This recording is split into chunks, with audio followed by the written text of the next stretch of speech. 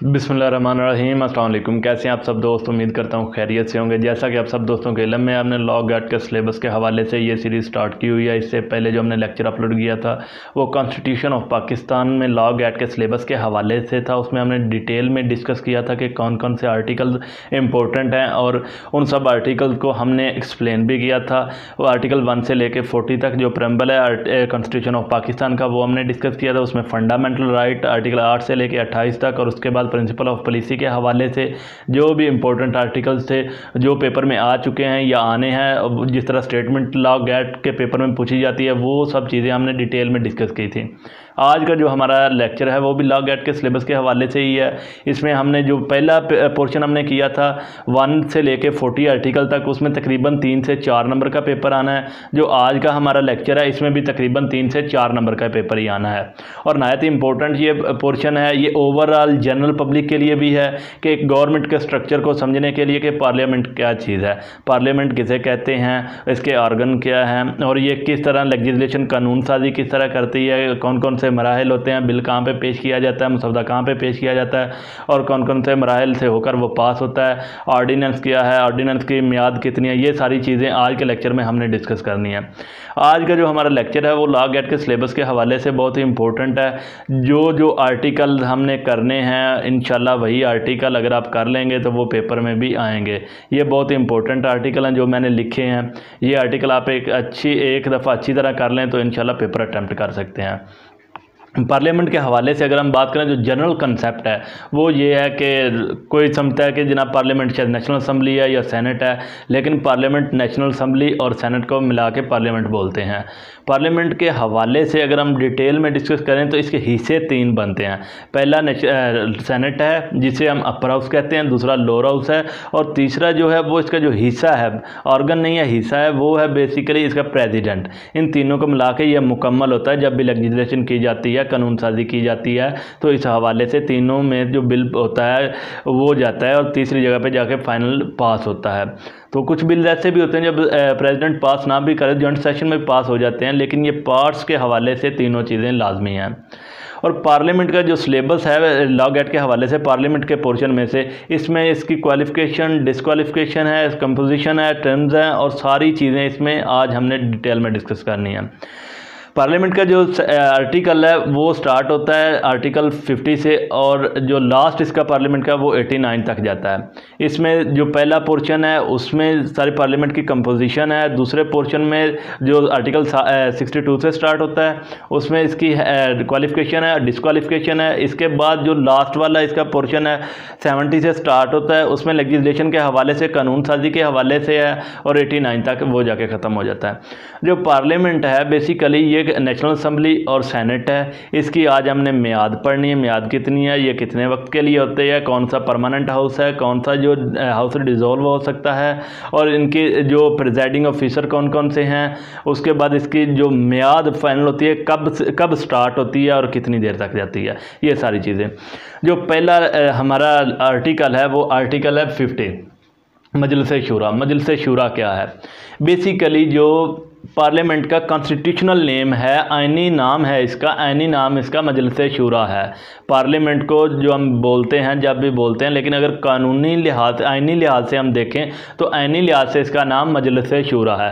अगर वो law gate में पूछ सकता है कॉन्स्टिट्यूशनल नेम ऑफ पार्लियामेंट तो वो मजलिस शूरा होगा। आर्टिकल नंबर 51 इस हवाले से हमें डिटेल में बताता है कि मजलिस शूरा जो है वो पार्लियामेंट को कहते हैं। इसका असल नेम पार्लियामेंट नहीं है, मजलिस शूरा है जो कॉन्स्टिट्यूशनल नेम है। इसी तरह आर्टिकल 51 है टोटल सीट, ये कंपोजिशन है कि कितनी सीट्स होंगी। जो नेशनल असम्बली है, नेशनल असम्बली की जो सीट्स होंगी ना, ये जो MNAs हमारे होते हैं, वो जो इलाके की एक पॉपुलेशन के हवाले से, एक पॉपुलेशन के लिहाज से होगी, ना कि जो सेनेट है, सेनेट में इक्वल होती है सबकी रिप्रेजेंटेशन, लेकिन नेशनल असम्बली में जो रिप्रेजेंटेशन होती है वो एक आबादी के तनासब के लिहाज से होती है। जिस तरह पंजाब में 175 हैं और इसी तरह दूसरे सूबों की सीट्स कम हैं, बलोचिस्तान की 20 हैं और सारे के, वो हम ये से नेक्स्ट में ना एक पूरा टेबल बनाएंगे और पूरे टेबल में हम सारे डिस्कस करेंगे कौन कौन से सूबे की कितनी सीट्स हैं। क्योंकि अब फाटा मर्ज हुआ है, फाटा के मर्ज होने से सीटें कम हुई हैं सेनेट की भी और नेशनल असम्बली की भी, क्योंकि जो सेनेट की सीट्स थी वो पहले 104 थी, अब 96 हैं, 96 सीटें हैं। और इसी तरह आर्टिकल नंबर 52 है टर्म ऑफ नेशनल असम्बली। ये नेशनल असम्बली की मियाद के बारे में बताता है कि नेशनल असम्बली की मियाद कितनी मुद्दत के लिए होगी, कितनी मुद्दत के लिए ये इलेक्ट होंगे या कितनी मुद्दत के लिए ये नेशनल असम्बली। तो 5 ईयर एक जनरल है, लेकिन जो लॉ गैट में उसने लास्ट टाइम भी सवाल पूछा था, उसने पूछा था कि ये मियाद स्टार्ट कब होगी, तो वो था फर्स्ट सेशन से, जब फर्स्ट सेशन होगा उसके बाद ये इसकी जो मियाद स्टार्ट होगी। अगर वो मियाद के बारे में पूछता है तो इसकी सेशन जो है फर्स्ट सेशन होगा, उसके बाद इसकी मियाद स्टार्ट होगी। इसी तरह आर्टिकल नंबर 53 है स्पीकर और डिप्टी स्पीकर। स्पीकर और डिप्टी स्पीकर के हवाले से वो सवाल पूछ सकता है कि इनका इलेक्शन कैसे होगा, कितनी देर के लिए ये इलेक्ट होते हैं, और ये इनका जो टेन्योर है वो ख़त्म कब होता है। वैसे तो अगर हम एक जनरली कंसेप्ट अगर हम सोचें तो डेफिनेटली बात है 5 साल के लिए, लेकिन ये जब इलेक्ट होते हैं, इलेक्ट होने के बाद जब नेक्स्ट असम्बली बनती है, नेक्स्ट जो भी इलेक्ट होके आते हैं वो जब पूरी होती है, नेक्स्ट स्पीकर इलेक्ट होने से तक यही स्पीकर एक्टिंग स्पीकर भी यही होते हैं। और जब असम्बली डिसॉल्व हो जाती है, अपने वो टर्मिनेशन होती है उसकी, या मियाद उसकी पूरी हो जाती है, उसके बाद भी यही स्पीकर रहता है। जब तक नया स्पीकर इलेक्ट होकर नहीं आता उतनी देर तक यही स्पीकर रहता है जो पहले हो मौजूदा। उसके बाद आर्टिकल 55 है voting in assembly and quorum. ये वोटिंग के लिहाज से है कि जब भी कोई कानून, जब भी कोई लॉ पास होगा, कोई मुसवदा पास होगा, उस पर जो वोटिंग होगी उस वोटिंग के हवाले से है। इस तरह आर्टिकल 58 है डेजोलेशन ऑफ नेशनल असम्बली है। ये जो डेजोलेशन ऑफ नेशनल असम्बली को डिसॉल्व करने के हवाले से है। कब प्राइम मिनिस्टर एडवाइस करेगा प्रेसिडेंट को, प्रेसिडेंट प्राइम मिनिस्टर की एडवाइस पर नेशनल असम्बली को डिसॉल्व कर सकता है, कब प्रेसिडेंट खुद डिसॉल्व कर सकता है। आर्टिकल नंबर 58 में ये सारी चीज़ें डिटेल में डिस्कस की गई हैं। इसी तरह आर्टिकल नंबर 59 है। 59 से पहले 50 से लेके 58 तक ये डील करता है, ये सारा अपना इसके लिहाज नेशनल असम्बली के। और जो 59 है इसके बाद सेनेट स्टार्ट हो जाता है। और इन जो 51 है इसमें सारी जो उसने सीट्स के हवाले से बताया है। इसी तरह जो 59 है उसमें 59(1) है, उसमें उसने सेनेट की टोटल सीट के हवाले से बताया कि सेनेट की टोटल सीट्स कितनी होंगी। टोटल मेंबरान की तादाद है वो इक्वल रिप्रेजेंटेशन बेस पे है कि तमाम सूबों से इक्वल रिप्रेजेंट होंगे, तमाम सूबों से इक्वल इलेक्ट होंगे। 96 टोटल हैं और 23 जो हैं ये हर सूबे से इलेक्ट होते हैं, और 4 जो इस्लामाबाद कैपिटल टेरेटरी से हैं, और जो 4 इलेक्ट होते हैं वो नेशनल असम्बली इलेक्ट करती है। बाकियों का जो इलेक्शन होता है वो हर 3 साल बाद इलेक्शन होता है, और जो इलेक्शन होता है वो सूबाई असम्बलियों से इलेक्ट होके जाते हैं, जिनमें से 14 सीटें जनरल हैं, उसके बाद 4 वो वुमेन के लिए रिजर्व हैं, और 4 सीटें उलमा कराम और टेक्नोक्रेट के लिए हैं, 1 सीट मिनॉरिटी की है। इस तरह ये 23 बनती हैं, और 4 कैपिटल टेरेटरी की आ जाती हैं, ये टोटल 96 बन जाती हैं। ये सीटों के लिहाज से इसकी टोटल सीट्स हैं जो सेनेट की हैं। इनका जो इलेक्शन, सेनेट का जो इलेक्शन है वो एक होता है इनडायरेक्ट, क्योंकि वो डायरेक्टली जिस तरह एक नेशनल असम्बली के मेंबर्स होते हैं वो डायरेक्टली इलेक्ट होते हैं, लेकिन जो सेनेट का इलेक्शन होता है वो डायरेक्ट नहीं, इनडायरेक्ट इलेक्ट होते हैं, क्योंकि उन्हें अवाम बराह रास्त इलेक्ट नहीं कर रही होती, बल्कि जो अवाम के रिप्रेजेंटेटिव होते हैं सूबाई असम्बलियों में बैठे होते हैं वो उन्हें इलेक्ट करते हैं। ये तकरीबन जो 50% होते हैं वो हर 3 साल बाद रिटायर हो जाते हैं और दोबारा री इलेक्शन होता है। री इलेक्शन के बाद अगले 6 साल के लिए जो नए इलेक्ट होते हैं उनमें से दोबारा फिर जो नए 6 साल के इलेक्ट हो गए, जो आगे 3 साल के लिए बचते हैं वो नेक्स्ट 3 साल में फिर जो री इलेक्शन हो जाता है उनके हिसाब से। और इसी तरह जो आर्टिकल नंबर 59 है इसका सब आर्टिकल 3 है term of member of 6 year, कि जो मेंबर की टेन्योर है एक मेंबर का सेनेटर का वो 6 ईयर है, 6 साल है, लेकिन इलेक्शन हर 3 साल बाद ही होगा। 3 साल बाद दोबारा री इलेक्ट होंगे और 50% दोबारा इलेक्शन होगा, 50% पे री इलेक्शन होगा, दोबारा इलेक्ट होंगे, दोबारा सेनेटर री इलेक्ट हो जाएंगे।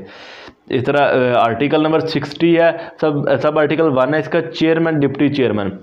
इस दफ़ा लॉ गैट में जो क्वेश्चन आया था, दूसरा क्वेश्चन, पहला वो असम्बली का जो एक टर्म के हवाले से आया था, दूसरा सवाल यहाँ से आया था चेयरमैन और डिप्टी चेयरमैन के हवाले से कि चेयरमैन का टर्म कितना है, चेयरमैन कितने साल के लिए इलेक्ट होता है। तो चेयरमैन भी 3 साल के लिए इलेक्ट होता है, क्योंकि जब नया इलेक्शन होता है तो नया चेयरमैन इलेक्ट होता है। इस तरह चेयरमैन भी 3 साल के। लॉ गैट में ये सवाल आया था, जो लास्ट टाइम ये 24 जुलाई वाला लॉ गैट का टेस्ट हुआ है, इसमें ये सवाल लगा था। और इसके बाद अगर हम बात करें तो ये आर्टिकल 60 है, सब आर्टिकल 2 है इसका, term office of chairman 3 year, ये वाला जो उसका है, उसने चेयरमैन का पूछा हुआ था कि 3 साल उसकी मियाद है। ये सेनेट के मेंबरान के हवाले से था और इलेक्शन के हवाले से था। ये आर्टिकल नंबर 62 है और 63 है, ये क्वालिफिकेशन और डिसक्वालिफिकेशन से डील करता है। मेंबरान इसमें जो आर्टिकल 2 है और 62, उसमें मेंबरान जो हैं सेनेट के हैं, नेशनल असम्बली के हैं, उनकी क्वालिफिकेशन है, उनके लिए जो जो रिस्ट्रिक्शन है वो सारी इसमें बयान की गई हैं कि उनकी एज कितनी होनी चाहिए, उसके बाद उन्हें सिटीज़न, पाकिस्तान का सिटीज़न होना चाहिए, कोई ऐसी इन्वॉल्वमेंट में शामिल कोई क्रिमिनल प्रोसीडिंग, सारी चीज़ें इसमें डिस्कस की गई। इसी का आर्टिकल नंबर जो 63 है, इसमें डिस्क्वालिफिकेशन है। जो चीज़ें आर्टिकल 63 में है, 62 में वही, मतलब 63 में जो चीज़ें अगर उस बंदे में, उस मेंबर में, उस कैंडिडेट में होंगी तो वो 62 में फॉल नहीं करता, वो कैंडिडेट एज ए कैंडिडेट नहीं आ सकता। ये 62 क्वालिफिकेशन है और 63 डिस्क्वालिफिकेशन है। और 69 है जो courts not inquire, parliament proceeding के हवाले से कोर्ट कोई अपनी इंक्वायरी नहीं कर सकती, और ये आर्टिकल 69 के हवाले से है। तो अब नेक्स्ट हम एक टेबल बनाते हैं। टेबल में हम नेशनल असम्बली और दूसरी साइड पे हम सेनेट के हवाले से ये सारी चीज़ें डिस्कस करते हैं, जिसमें हम क्वालिफिकेशन, डिस्क्वालिफिकेशन, एज लिमिट और उसके अलावा इनकी टर्म्स, हर चीज़ हम डिस्कस करेंगे। नेक्स्ट हम वो बनाते हैं। और इसके से जो नेक्स्ट है वो लेजिस्लेटिव प्रोसीजर है कि कानून साजी किस तरह की जाती है, कौन कौन से बिल्स हैं, कैसे बिल पास करवाए जाते हैं, कौन से हाउस में पहले ऑरिजिनेट होगा बिल, कौन सा बिल नेशनल असम्बली में ऑरिजिनेट होगा, पहले नेशनल असम्बली से पास होगा या सेनेट से पास होगा, सदर के पास कब जाएगा, ज्वाइंट सेशन कब होगा, ये सारी चीज़ें हम